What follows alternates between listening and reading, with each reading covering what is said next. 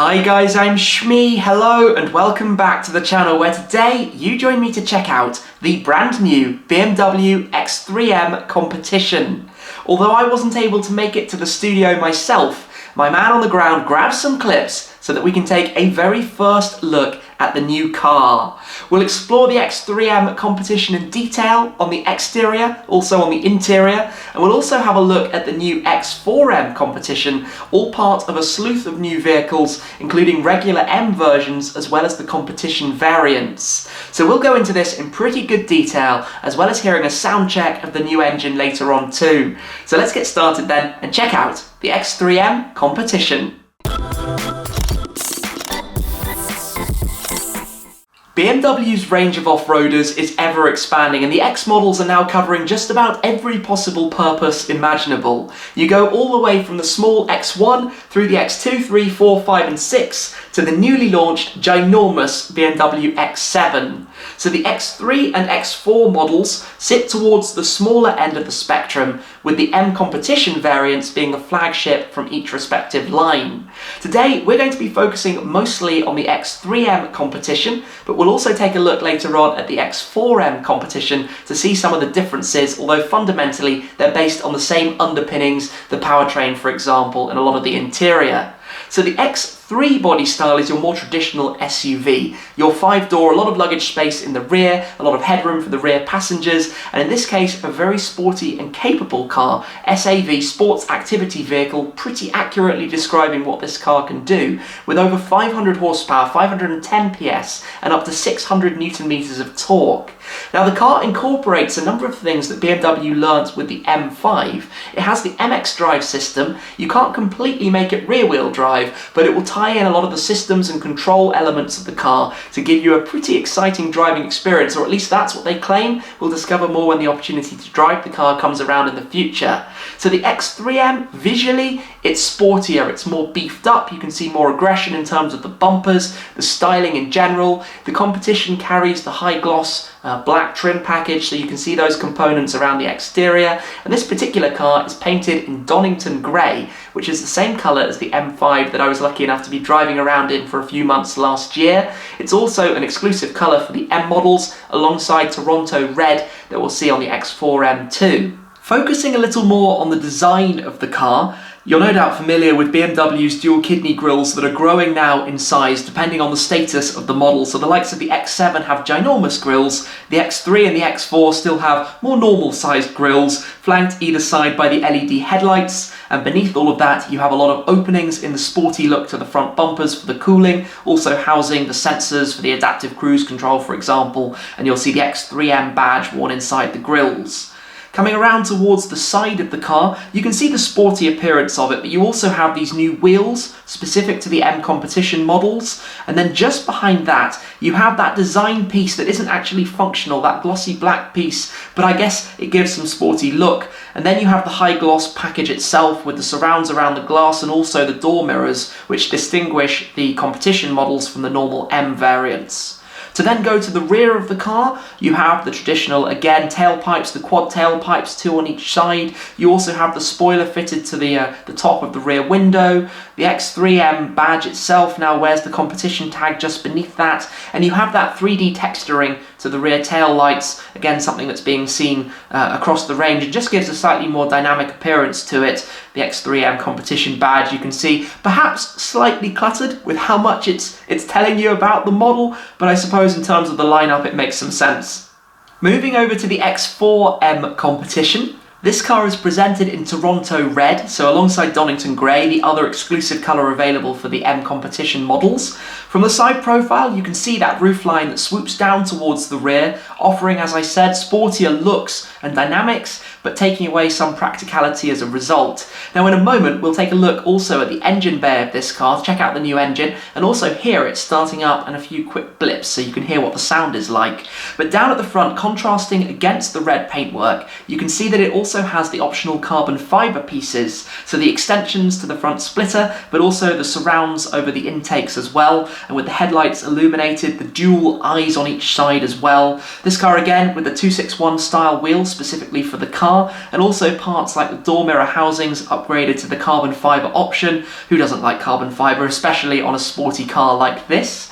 This car also has quite tinted windows, which gives a nice presence against the red shape too, but as we come round towards the back, you can see the high gloss parts, for example, the roof lines, but also it has the carbon lip spoiler sitting there as well. Just some small design changes to the rear, the way the taillights sit beneath the ducktail, finished off with the additional spoiler that you can see up top, but on the lower sections all very much the same between the X3M and the X4M in both non and competition versions. To show you into the engine bay, all the models have a development of the B58 engine that was found in the M40i. It's now the S58. It's a 3-litre twin-power turbo inline 6. In the normal M version, it makes 480 horsepower and 600 newton meters of torque. In the competition, you get 30 horsepower more, up to 510, the same 600 newton meters of torque, but you'll get max torque all the way from 2,600 RPM to 5,950, with a red line up to 7,200 RPM. The competition will do 0 to 100 kilometers per hour, 62 miles per hour, in just 4.1 seconds, with the M coming a tenth of a second behind at 4.2, both going on to a top electronically limited speed of 250 kilometers per hour, 155 miles per hour. Also, that can be raised with the M drivers package, which will get you onto a top speed in the M of 280 kilometers, which is 174 miles per hour, and in the competition, you'll get to a top speed of 285 kilometers per hour, which is 177 miles per hour. They all have the xDrive with active differential, the automatic gearbox, and obviously a lot of torque, a lot of power, but it is time to take a listen to see how it sounds.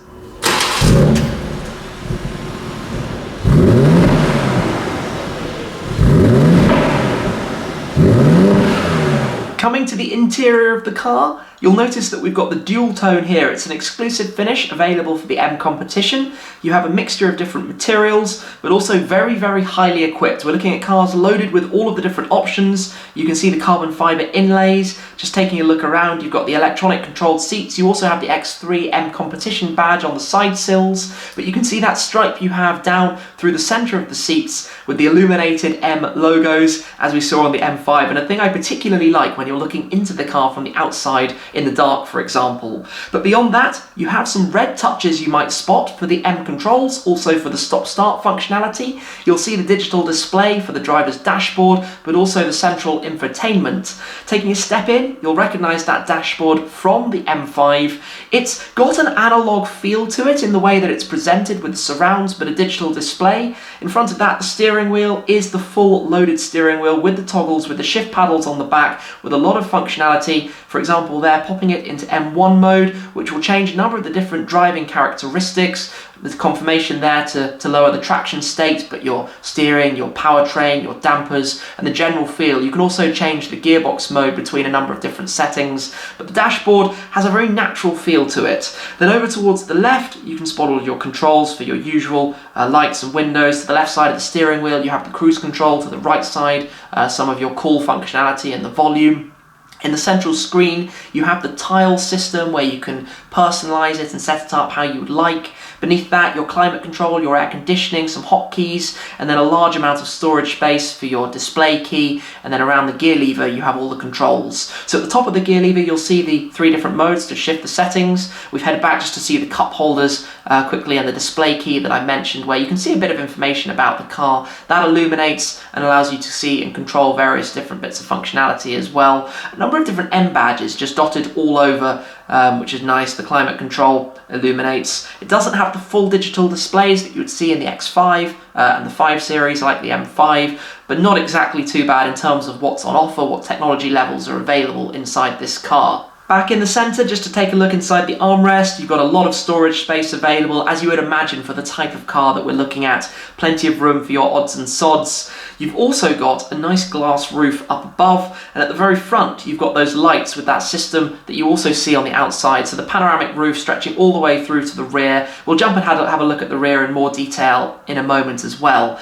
But coming back round towards the front, Tech level is high, equipment level is high, functionality is great, it's all integrated very nicely. You can close up, for example, the covers over the top of the cup holders, and then in the central area you have access to all of your controls. This is where you can change the different dynamic elements, the different infotainment control, and things that you might like to see out of the car as well. Like in the M5 and some other BMW M models, if you turn off traction control, turn DSC completely off, you then have the option to pop the car between 4-wheel drive and 4-wheel drive sport. So there's no 2-wheel drive mode, it is a permanent 4-wheel drive, but that will allow you to have more slip and more play out of the rear of the car, which at the end of the day is a big part of buying a car like a BMW M model, the enjoyment you get out of actually driving it, enjoying it, and being able to push it. So to head back on then to the outside, the door handles are a sturdy, nice feel to them. You've got that X logo you might have spotted. There is also a little storage bucket just hidden beneath the light controls, just down there to hide away any valuables not to be spotted from the outside, or any coins or whatever it may be that you wish to store away in there. To show you through the rear quickly, of course, decent amounts of space. With the front seats in a good position, you still have plenty of legroom available. A lot of the same materials and finish, the ambient lighting, the trims, and also the seats as well, the way they're stitched and quilted, and the same materials are found back there, with a great view up top through the large glass roof that you have as well, but all much of a muchness as is found up in the front. But there we more or less have it then for the brand new BMW X3M Competition and the X4M Competition. A wise move in my books to launch both the regular M versions and the M Competition versions simultaneously, and of course making sense as well when you take in both the X3 and the X4 form factors. So which would it be for you? An X3 or an X4? Which makes more sense? Which works out better? I presume the X3 will be the more mass appeal given the extra practicality, but in any case I'm looking forward to experiencing one in the future, so do stay tuned for an opportunity for a first drive to see what the car is actually like out and about on the roads, to be behind the wheel. So thank you very much for watching, I hope you've enjoyed the video, and I'll see you again very soon. Cheers!